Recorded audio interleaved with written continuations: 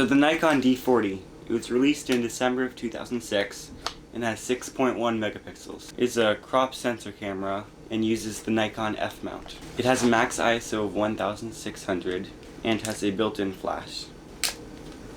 It does not have any continuous autofocus and no video features. The camera shoots in 2.5 frames per second. This was an entry-level camera in 2006. This camera was replaced by the D3000. The camera came with an 18 to 55 kit lens with a max aperture of f3.5 to 5.6. Looks like this.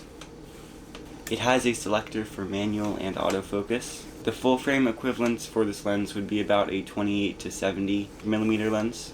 This camera does not have an electronic viewfinder.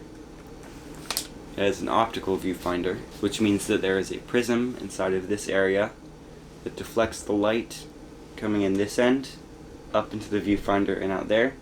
So when this camera takes a picture, that mirror will flip up and expose the sensor. You can't look through the viewfinder. This camera was discontinued, but you can still buy it online for a really cheap $50. Overall, this camera is really a bargain and is great for anyone trying to really get into photography. The fact that it has Nikon's F mount means that it has hundreds of lenses that you can attach it to that are all fantastic. Well, mostly all fantastic. This camera does definitely feel outdated when I'm using it, but it's really great for anyone who wants to get into photography. Since this camera has a crop sensor, it's great for wildlife photography using lenses such as the 55 to 200 here, or the 55 to 300, things like that. This will give you a 300 millimeter field of view for full frame. This camera features modes such as auto, manual, aperture priority, shutter priority, but I would recommend just shooting on manual all the time. That's what I do. So the kit lens does not feature any VR, which is vibration reduction, at all, so you'll have to use a tripod or just have a steady hand with those slow shutter speeds.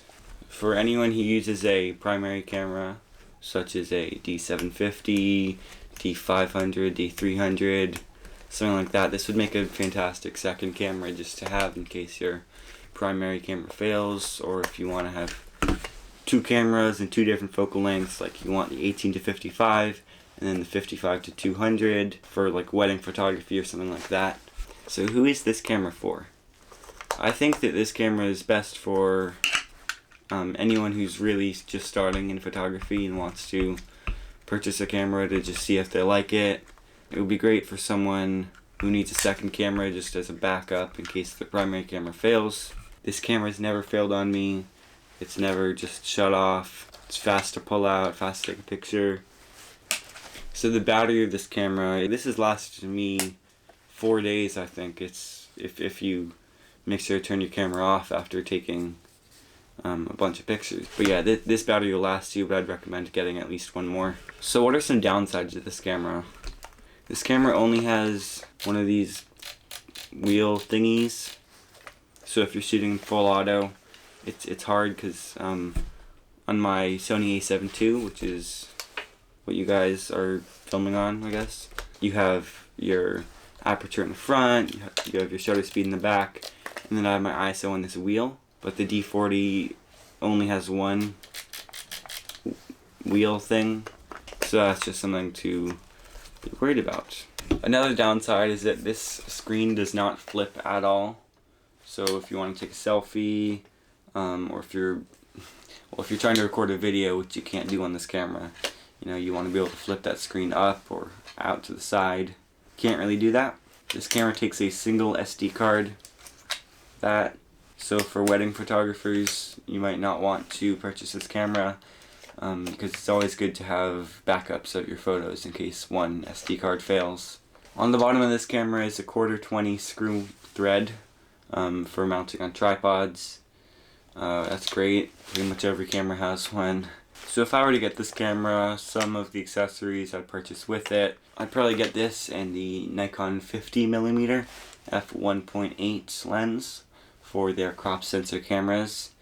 That'll give you a nice shallow field of view and you can kind of experiment. It is a prime lens, so you can't zoom at all, but prime lenses tend to be sharper, and this camera does not have very many megapixels, only 6.1, so you want to get the sharpest glass possible.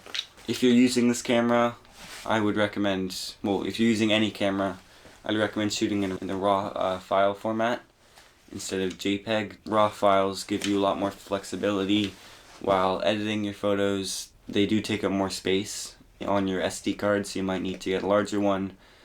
But I've never really run into any issues with using RAW. I love it. So depending on where you get this camera, you might be able to get something up to a D40-300 for under $100, which is really great. You can get some of the more advanced features, such as Wi-Fi, more ISO, although I generally try to not go above ISO 6400, especially on this camera. I would not go above ISO 400 even, or ISO 800. It's a solid camera, it's tough, you don't feel like you're holding nothing. Alright, well that's it. Thank you guys for watching. Make sure to leave a like and subscribe if you really love this video. Please leave a comment about anything, give me feedback, I would love to hear from you. If anybody watches this, you know I have 10 subscribers right now, so I'm not super hopeful.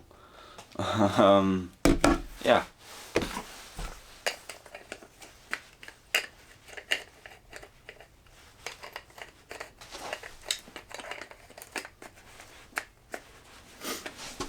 Alright. That's it. Thank you guys, and I'll see you next time.